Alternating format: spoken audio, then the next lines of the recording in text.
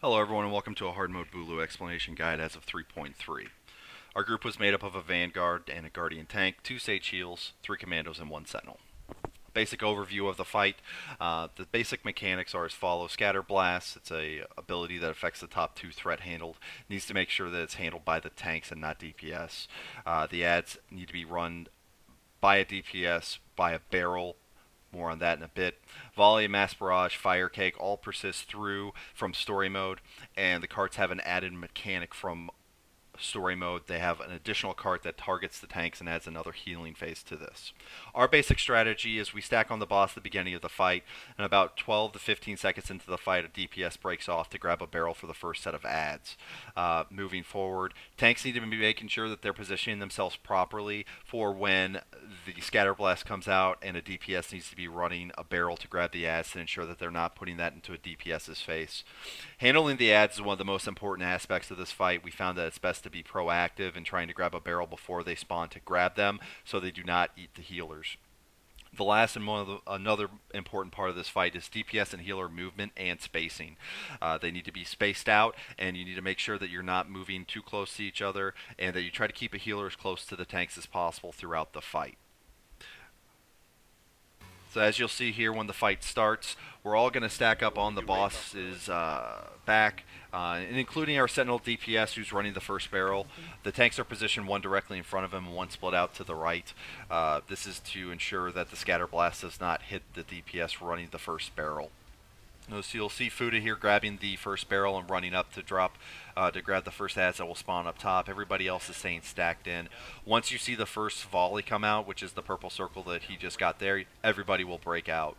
He's going to gather up the ads and clear them while the rest of us burn the boss. It is important that while you're focusing on the boss for DPS, that you are pushing as hard as you can to shorten the fight. Directly after the first set of ads, cards will spawn. Exonium carts will go right for one of the tanks that has aggro. You want the other tank to then taunt off. Both tanks will take an absorbent amount of damage here. The off tank will take the damage from the Exonium carts, and the other tank will take damage from a shotgun blast. So you see he jumps here. Our tanks are having him, again, split out. You'll see the scatter blast will not go near the door.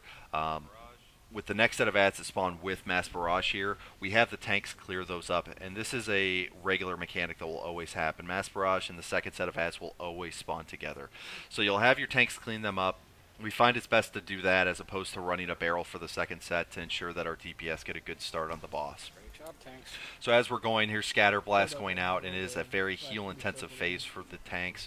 It's very important that the DPS try to stay out of trouble here to ensure that the healers can focus on the tanks. Again, it is a threat based attack. It will go to the top 2 threat, so it's very important that your DPS are dropping aggro as much as possible to ensure that the tanks have top threats and they are taunting on cooldown.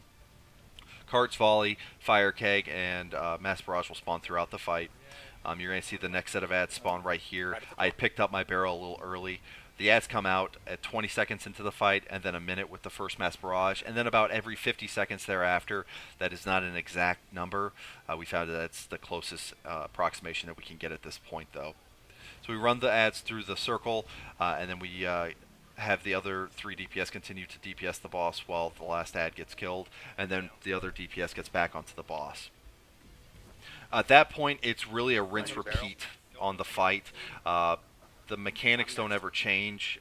It's always going to be the same. We found that the third set of ads, if you can get past that in good shape, it makes it much simpler to go through this fight.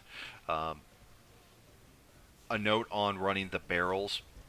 With running it with the DPS, we found that we have the DPS to clear this. If you're in a group that has issues hitting the enrage timer, you might want to find a way to have a tank run a barrel, but we found it's much easier for the tanks and the healers to start this fight if DPS are running the barrels. So here you see another set of ads spawn. Our DPS is running the barrel to clear those ads. All down. I'm going to touch on spacing now. It is very important that your DPS try to be spaced out as much as possible to avoid taking excess splash damage. As you see, there's a lot of AoE attacks that drop here. The carts do explode and do splash damage. The volley and the fire keg all also do splash damage. So if you want to spread your team out to make sure that nobody's taking any extra splash damage to make your healer's lives a lot easier. As I said, this is a very heal-intensive fight, and if people are taking a lot of splash damage and excess damage, it's going to hurt.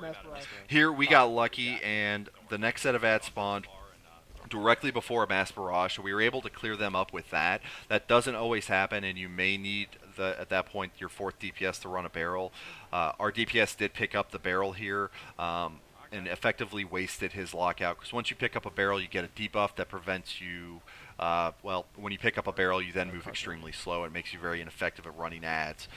We were lucky that the first debuff on our Sentinel did clear off, so with the next set of ads, the last set that we got coming up here in a second, he was able to pick them up and clear them.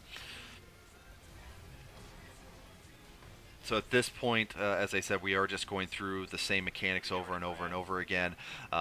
It is, to recap, it is extremely important that your tanks are holding top aggro, your healers are on point and making sure they're paying attention to the tanks on the high damage phase, which is the carts and shotgun blast phase, and then scatter blast phase.